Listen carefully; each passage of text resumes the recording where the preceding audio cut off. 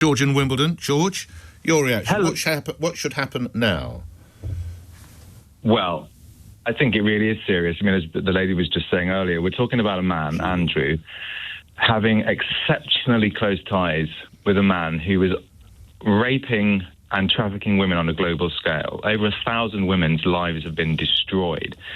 And I think the sad reality, in my view, is that the King's generation, not saying that he necessarily himself, but that generation put up with this kind of stuff. The Queen gave him 12 million quid to silence an alleged victim, and it's unforgivable, whether or not he was guilty. So I think this is potentially the time when, given that they always put the monarchy first, they turn a blind eye to put the monarchy first, this is when the King has the opportunity to stand up to the country and say, my health is what it is.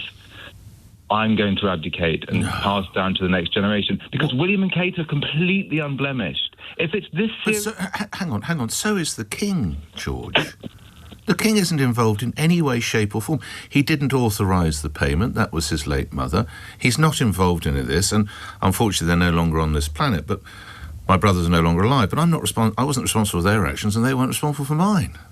My point is two things. First of all, if it is this grave for the monarchy and they're in this level of peril, then it's not about who's guilty or not. It's about saving the monarchy. That's the first thing. And the second thing is, guilty by omission to some extent. When you turn a blind eye to a man who was so close to Jeffrey Epstein, you've got to be culpable of... OK, you say turn a blind eye. He's been stripped of all royal titles and favours. He's been moved out of his royal lodge. He's effectively been placed in exile up in Norfolk. Nick, all of these things have happened because they've been forced and pushed into a corner, and that's what's always happened with that generation. William and Kate will be fresh and new, and they can save the monarchy, and that's what I want. I look at this man in tweed, and I see a generation that's had it. All right. Many see, of course, a generation of considerable experience that he learnt from his mother, who was, of course, the longest-serving monarch. George, it's a view. You say now, I think that would make it worse. But let's see what others make of it. George, thank you. Andy's in Lincoln. Andy, a speech? Yes or no, and why? Good morning. I don't think he should. OK, tell me why, sir. It's horrible being in a family that's someone's done wrong. We just need to say that Andrew denies any wrongdoing, but do go on with your point, so that's my point. But being attacked by every single person is wrong. It's nothing to do with the King. Leave the King alone. You say that, but all I would say, Andy, and I kind of agree, but it's pretty unedifying now. He was heckled last week. He was heckled yesterday. The chances are he'll be heckled again. How much longer do we allow that to go on without... And I quite like the idea, Professor Whitelock's idea, that in a pre-arranged speech somewhere else, I don't know, opening a hospital or something, he just drops something in there so it is addressed. Andy. Nick, put yourself in his position. Your brother goes and does something. It's not on you. No, it's not on you. But when I get out of the car, people don't shout at me, "What do you know about your brother?" And that's what happens. Why attack the King when it's nothing to do with him? Please, Andy, respectfully say, honestly, I'm not attacking the King. I think he's doing a fantastic job, particularly as a man who's not 100% in health. I'm just saying that the monarchy only survives because we want it to. They have to keep that institution going.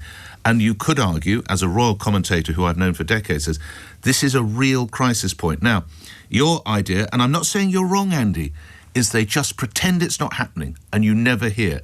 Can you really do that in the days of social media and people shouting at you when you get out the car? Andy? Wrong or right, he shouldn't be attacked. That's all I'm saying. He shouldn't... Nick, it's like your brother doing something and you're getting attacked for it. Right. When it ain't your fault. I know, but it is... And I did have two brothers. Sadly, they're no longer with us, but we weren't royal family. Many argue we should have been. But that's what makes the huge difference. Andy, I hear what you're saying.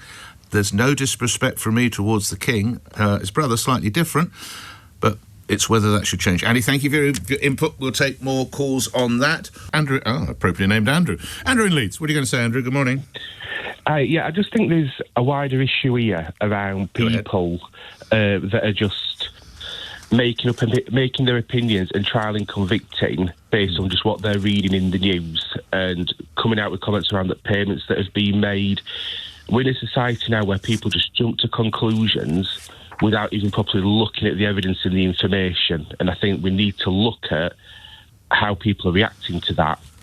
And there does need to be a speech from the King to try and calm some of these issues and say, look, he is doing what he needs to do. What does he need to say? If he does make... You mean solely on this, or he puts it in another speech that he was already due to give? Which way would you play it? I think he needs to make a special address to say he is going to do what is the right thing to do. But I think people need to stop jumping to conclusions and wait for all the evidence to come out. Right. Unfortunately, there is an appetite, of course, now, fuelled by, I admit, stations like this and other mainstream media and social media that we just can't hang around. We want answers yesterday. Yeah.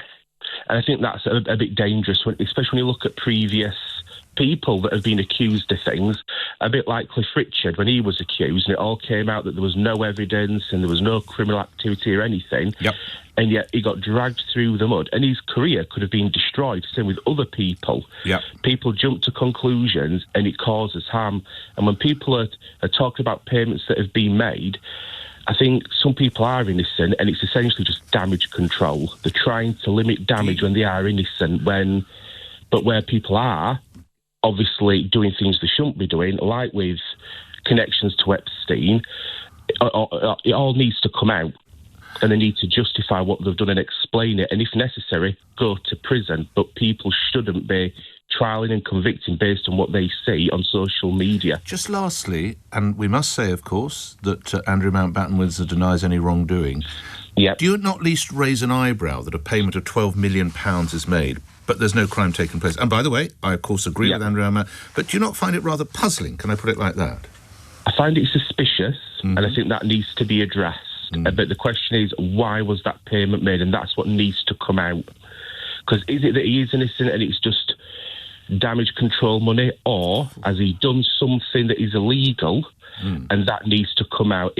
People need to be honest. And they do. People need to be honest all the time. And I'd better say it again. Of course, Andrew Mountbatten-Windsor denies any wrongdoing. Andrew, thank you. Take on that. Good morning. Hello, good morning. Hello. I agree. This could be a turning point in history where we draw a line under abuse of women and children that has been going on for generations in so many different ways. What we're seeing with the monarchy, what we've seen with the rape gang inquiry. I don't think it's just men in tweed, because Rupert Lowe is a man in tweed and he's doing a great job at helping women and children. Right. But it's the mindset. If you are sick enough to abuse children or to abuse women, why would a king abdicating make the slightest bit of difference to your mindset? I don't think he should abdicate, but I think, sorry. I think that not at all. But I think that he's not communicating that this is there's no vision. There's no vision from Charles to say this is the end of a dark era in history where women and children have been abused, and those in power... more power to your words. I think just by a king saying it, it won't automatically mean that it happens, but obviously the sentiment is something we would all support. Thank you. Natasha Kieran says, I 100% agree with your caller, George. This is the generation of Epstein. It's time for a new monarchy. David says, Starmer must go, the king must go. We'll be dusting off our pitchforks next.